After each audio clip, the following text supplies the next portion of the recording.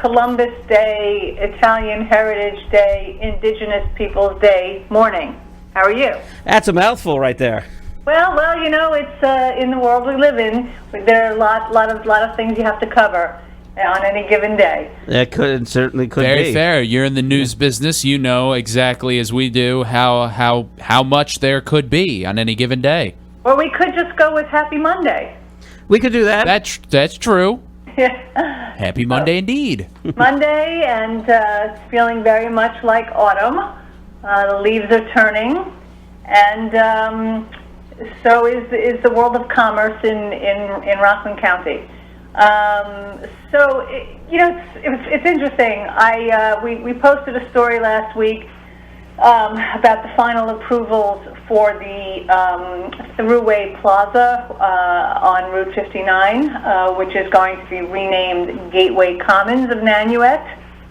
This is the project on Route 59 that will include a Holiday Inn Express, 121-room Holiday Inn Express, a quick check with gas pumps, and the KFC and Taco Bell will remain, as will the cell tower. That's it for those who are familiar with that entirely. That's on 59 at the corner of the entrance to the Thruway, heading toward the Tappan Zee Bridge, if I'm not mistaken. There used to be a movie theater there and a Dunkin' Donuts, right?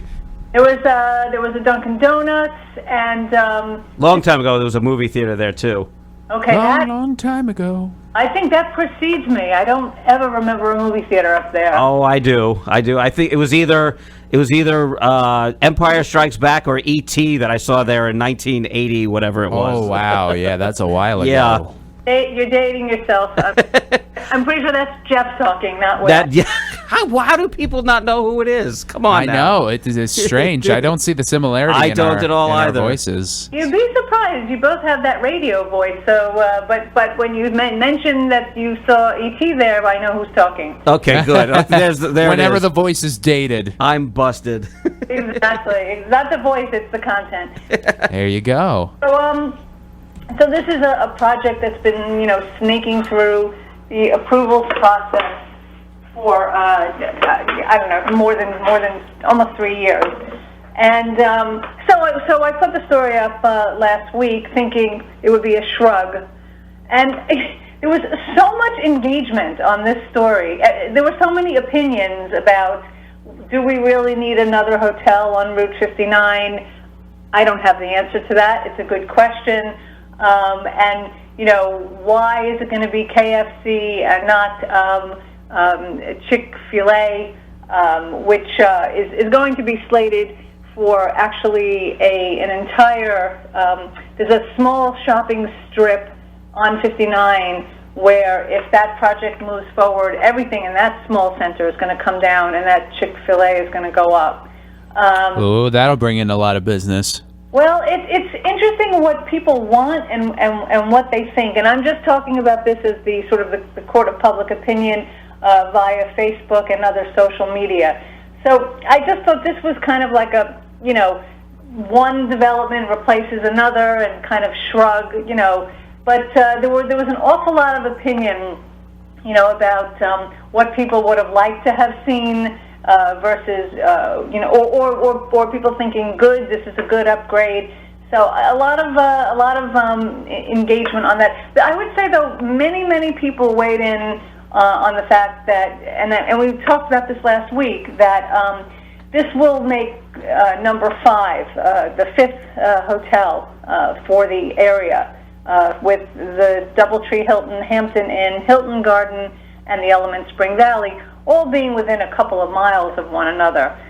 So either these hotel chains, presumably these hotel chains have done their homework and they know that the demand is out there and there's enough, presumably, business travel and corporate travel to support these kinds of hotels, because I think it's probably safe to say these are not largely geared towards tourism. So that project is finally going to see the light of day. And for some reason that I can't quite pin down, lots of interest. Also of interest, and this one I totally understand, is we reported early, and it proved to be correct that the West Rock Sports Center was for sale. I don't know if you recall, we reported back on that. We reported on that back, I don't know, several months ago. I would not. No. But yeah. Would precede even that's how it was. It was quite a while ago, but yes. So that's a pretty that was a very what can we say, useful facility for the county. At one point, the prospective the owners of the facility had checked in with Clarkstown to see if there was any way the town could pick up that property. That really didn't go anywhere, but instead it's been purchased by a deep-pocketed Connecticut-based company. Actually, no, let me see, Portchester, I guess. And they are planning to build, wait for it, self-storage. Whoa! Yeah, so that complex, which, has been a place for sports and tennis and birthday parties and entertainment, will become a place where you can now store your tennis shoes and your art projects, I guess, and the other things. This craze with self-storage, again, somebody's crunching numbers and saying people have a lot of stuff to store. So this applicant, their corporate name is Prail Owner LLC of Portchester. So they had to go to the planning board because they want to build like inside the big metal structure that is the tennis center or the sports center. They want to build like a mezzanine level, like they want to split the building in half on the inside.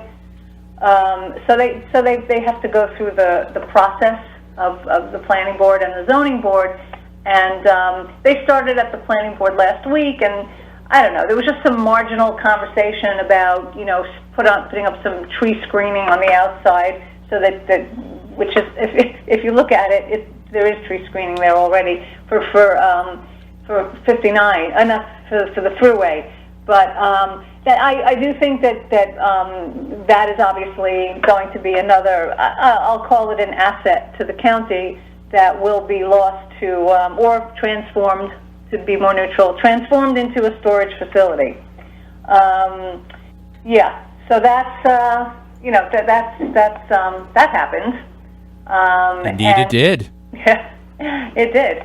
And then just to round up the conversation, unless you want to chat about self-storage and warehousing and what is a very obvious trend, not just here, but in this new economy with with shipping, with the need for actually we're posting a story tomorrow about. This is an interesting story, and this is a wonk alert. This is for somebody who's really interested in the nuances of the way zoning works. But we are posting a story tomorrow about a proposal in Orangeburg, right off Route 303, for yet another this is going to be a distribution warehouse built on spec for 175,000 square feet, another very large facility. And this is on spec. This doesn't even have a specific tenant. And they went to, they got stuck at the zoning board, but prevailed last week. And if you want to hear more or read more about that, you can check that one out tomorrow, because that was an interesting one just from a zoning point of view.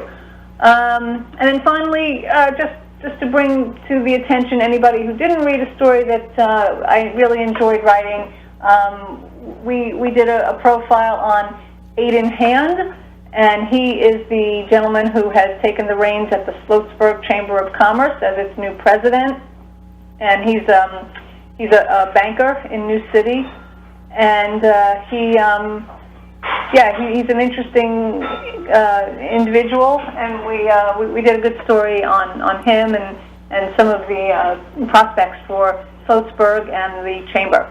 So lots of reading to catch up on Columbus Day, Italian Heritage Day. Indigenous Peoples Day. Yes, indeed.